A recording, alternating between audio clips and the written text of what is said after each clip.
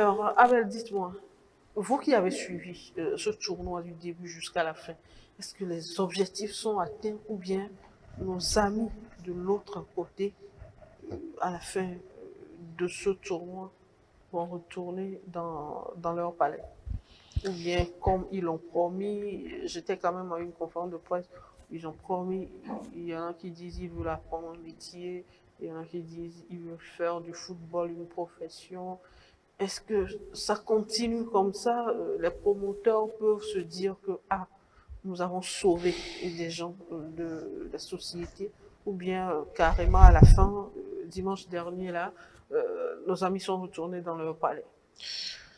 Euh, je crois que c'est la première édition de ce tournoi.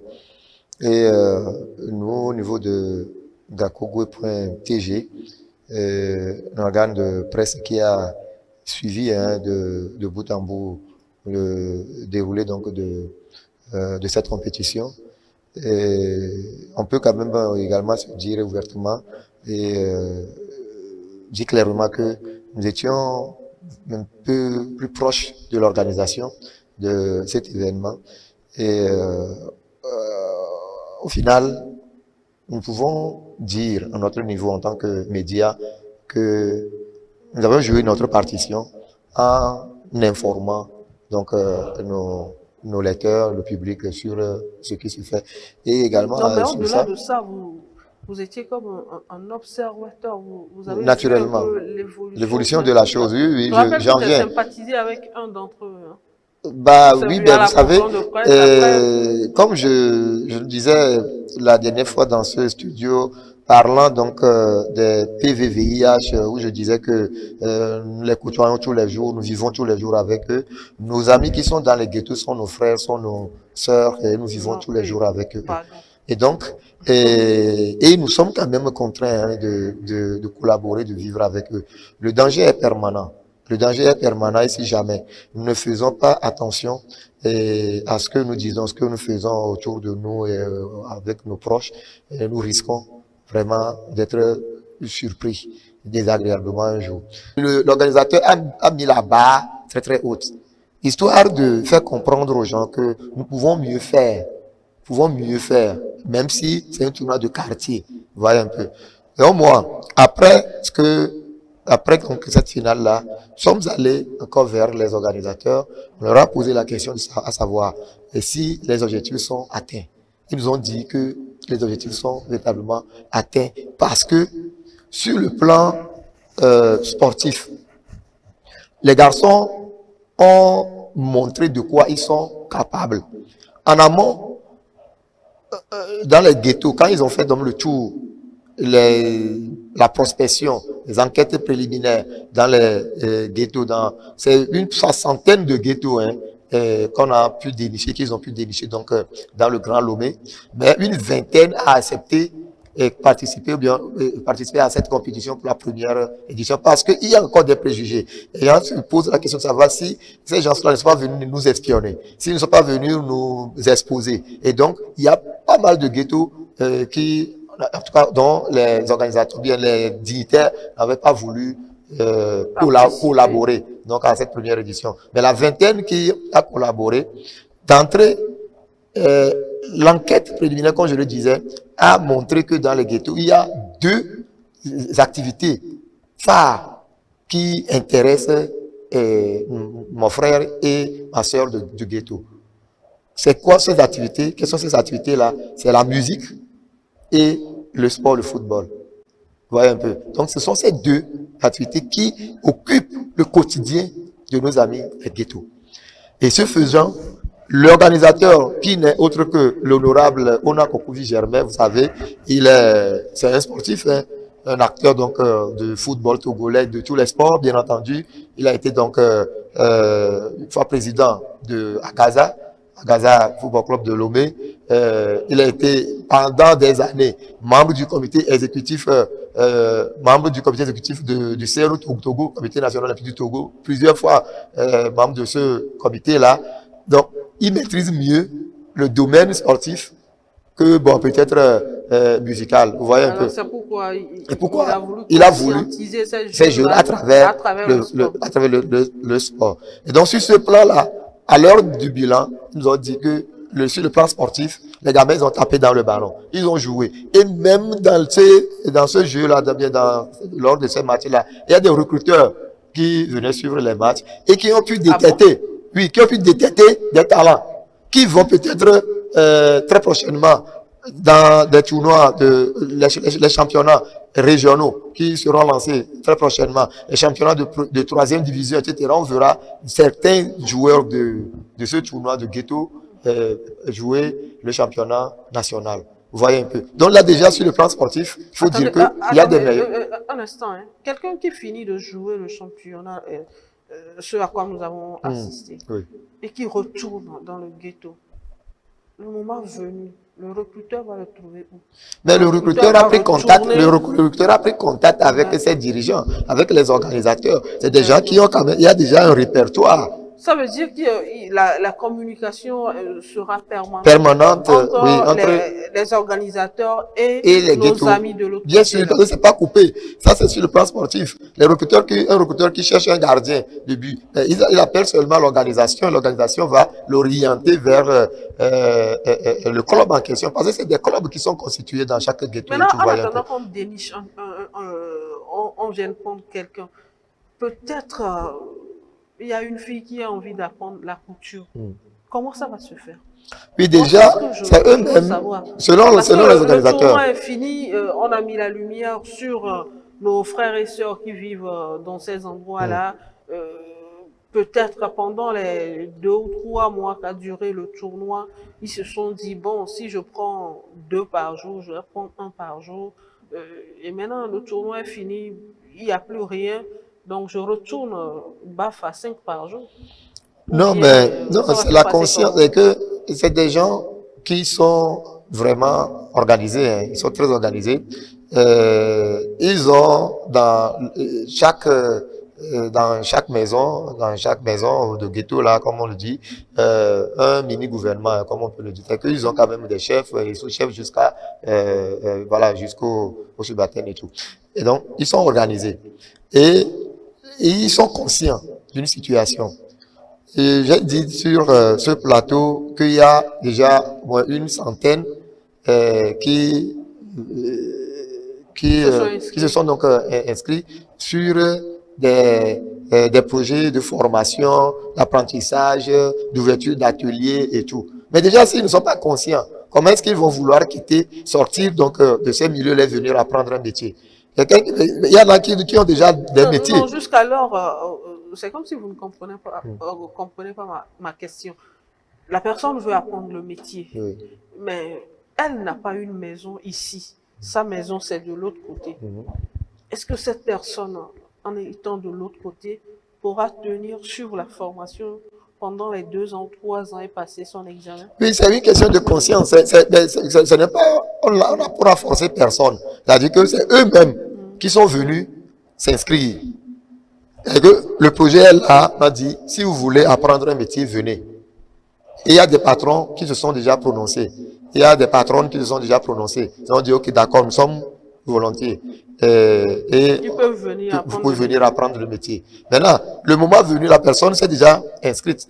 Et il suffit quand même de venir et remplir la fiche d'inscription et tout. Et voilà, c'est la fondation qui prend en charge les frais. Tous les frais de formation du début à la fin. Même si la personne n'a pas d'hébergement, je crois que la fondation, en mettant en place ce projet, doit avoir quand même les moyens nécessaires pour subventionner également les logements de ces gens. Parce que l'idée, c'est de sortir de ces gens-là de leur ghetto et pour leur réinsertion dans la société, vous voyez un peu, parce que ils veulent revenir à la maison. Mais retenez bien, quand on parle de ghetto, des gens, ils vivent dans les cimetières, ils vivent dans les marchés, ils vivent dans la rue, ils vivent à la plage. Mais eux tous ne sont pas à la plage. Hein. Il y en a qui sont à la maison et qui sont avec leurs parents à la maison, mais qui sont des enfants de ghetto. Il faut quand même lever l'équivoque là-dessus. Ce n'est pas que tous ceux qui sont venus jouer sont dans la rue, ont quitté la rue pour venir jouer. Il y en a qui sont à la maison, qui vivent dans leur... il y a des maisons même transformées en ghetto. Des fois, c'est dans une maison où c'est le jeune qui est le patron de la maison, ses parents sont ailleurs, bien, les parents n'existent plus, et il a transformé sa maison en ghetto. Et donc, ils vivent dans la maison, ils vivent chez eux à la maison. Les gens qui travaillent, ils font la pêche. Ceux qui sont à Katanga, par exemple, la plupart de ces gens-là, c'est la pêche qu'ils font. Ils font la pêche, ils vendent du poisson. Mais c'est des gens qui ont des numéros, non? Ils voyagent, ils vont au Ghana, ils reviennent, ils vont au Bénin, ils reviennent. Ils font des affaires.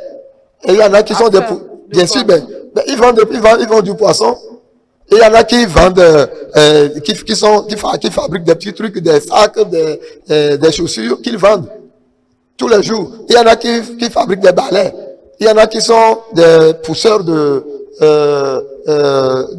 charrettes au grand marché. Il y en a qui sont des portefeuilles au grand marché. Il y en a, voilà. Donc, c'est des gens qui travaillent. Sinon, ils vont manger quoi? Ils travaillent. Sauf que leur vie n'est pas confort, c'est que ce n'est pas la meilleure des vies, en tout cas la meilleure vie, puisqu'ils habitent en plage. Je reviens à vous tout à l'heure, Abel. Voilà. Dites-moi, Stan, vous êtes dans un atelier. Je prends un exemple terre à terre. Vous êtes dans un atelier, vous êtes peut-être l'apprenti numéro 1, et puis 2 jours après, votre patron ramène 2 personnes et vous aurez suivi les discussions. On dit, ces personnes-là, ils ont quitté, j'aime pas trop le mot ghetto, parce que ça fait peur. Ils ont quitté l'autre côté pour venir apprendre. Quelle sera votre réaction? Votre toute première réaction? Oubliez que vous avez été journaliste, vous avez suivi une formation qui dit que ces personnes-là, on ne devait pas les mettre de côté parce que ce sera un danger pour notre société et autres là. Quelle sera votre réaction? D'abord, ce sera une réaction de méfiance. Tout d'abord, quand j'apprends que cette personne-là, bien, ces gens-là viennent directement du ghetto, d'abord, il y aura de la méfiance. Mais je pense que, vu que nous sommes obligés d'être sur le même toit, de travailler au même endroit, de travailler ensemble, avec le temps, on essaiera de se connaître. Et si je vois que, bon, malgré que ce gars descend de ghetto, son comportement envers l'autre est appréciable, il n'y a pas de souci. Ça effacera la méfiance qui était là quand il était arrivé, tout simplement. Mais je pense que ils sont des gens comme nous. Ils ne sont pas des zombies. Ils sont des gens qui sont comme nous. Sauf que il y en a parmi eux qui n'ont pas bénéficié du soutien. Du soutien comme... du soutien de qui? De la famille. Il y a des gens qui sont là-bas parce qu'ils ils ont perdu tôt leurs parents, ils n'ont pas eu de tuteur, ils étaient là à se chercher. Donc, à un moment donné, là où ils ont trouvé refuge, ce sont les ghettos. Il y en a qui sont là-bas aussi comme ça. Donc, ce sont des gens qui ne sont pas des zombies, ce sont des gens qui sont un peu comme nous, qui ont aussi les veines dans lesquelles circule le sang comme nous. Donc, ce sont des zombies, ce sont des animaux, des bêtes, ce sont des gens comme nous. Et donc, sauf qu'à un moment donné, ils n'ont pas bénéficié de... C'est au niveau du comportement. Oui, c'est ce que je dis. Ce sont des gens qui... Est-ce qu'ils ont des réactions comme toi et moi? C'est ce que je dis. D'abord, comme je dis, il y aura la méfiance. Maintenant, il y a ces gens-là conscients. Celui qui est conscient et qui a voulu sortir lui-même, il veut sortir du ghetto pour aller apprendre un métier, c'est qu'à un moment donné, c'est que dans sa tête, tout n'est pas perdu dans sa tête. Ça veut dire que c'est quelqu'un qui est conscient que dans la vie normale, on se comporte d'une autre manière. Et donc, au premier abord, il y aura cette méfiance. Mais si, au bout de 2 semaines, 1 semaine, 2 semaines, on voit que bon, le gars, il vient du ghetto, mais son comportement avec l'autre, c'est appréciable. Pourquoi pas? On est obligé de faire avec eux, quoi. Au cas où vous êtes dans l'atelier et puis quelque chose se perd, vous allez accuser qui tout de suite? C'est là le piège. Il ne faut pas parce que lui vient du ghetto, que tout de suite on doit tout mettre, tout ce qui est mauvais, on doit le mettre sur sa tête. Il faut, comment ça se passe si quelque chose se passe dans un atelier? Comment on procède pour trouver le fautif, bien l'auteur? Je pense qu'il faut procéder par cette même procédure. Il ne faut pas tout de suite mettre la faute sur la tête de ceux qui viennent du ghetto parce que c'est lui, parce qu'il vient du ghetto, parce que c'est là-bas qu'on vole, c'est parce que c'est là-bas qu'on fait de mauvaises choses. Non, tout simplement. C'est aussi une personne, on doit la traiter comme tout le monde. Alors, Abel, cette question posée à Stan m'amène à vous poser une autre question. Vous voyez tout de suite, parce que nous sommes avec vous, on se dit que ce sont des personnes qu'il faut accompagner, qu'il faut faire. Mais mon oncle qui est à Kouchoutou, par exemple, tu vas lui dire qu'il y a quelqu'un du ghetto qui vient apprendre un métier dans son atelier et te dit niet, lui il veut pas quelqu'un du ghetto. Maintenant, il revient pas à la fondation, là, le grand pas est déjà fait. Maintenant, de continuer pour une bonne insertion de ces personnes-là avec une formation pour que la population se mette dans la tête que ce ne sont pas des gens à proscrire. Parce que quand j'ai discuté avec quelqu'un la dernière fois, la personne me dit le fait de les considérer comme des sous-hommes, c'est plutôt ce qui constitue un danger pour la société. Faut-il pas mettre, la fondation ne peut pas faire un autre projet pour mettre dans la tête de tout un chacun que ce sont nos frères et que nous devons les accepter? Je crois que ce projet Fraternité Ghetto répond déjà à cette problématique-là que vous êtes en train de poser.